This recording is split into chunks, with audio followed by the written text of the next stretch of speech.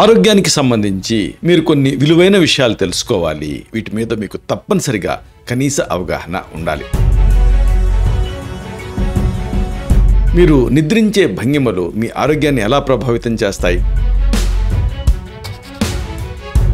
ప్రతి వ్యక్తి నిద్రపోయే భంగిమ అనేది వేరుగా ఉంటుంది.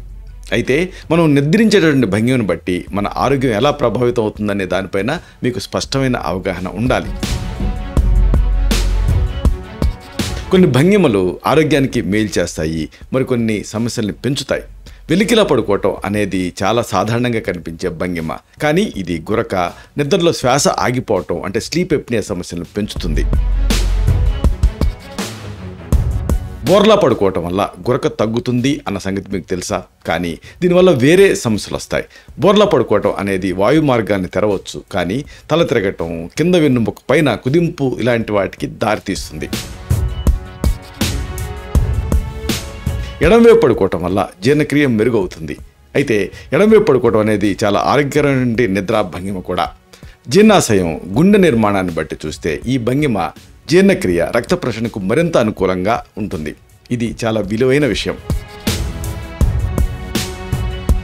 పసుపు పాలు, అలాగే షామమైల్ టీ, అల్లం, తేనె వంటివి మంచి నిద్రకు అద్భుతంగా సహాయపడతాయి. వీటి గురించి మీకు ఐడియా ఉందా?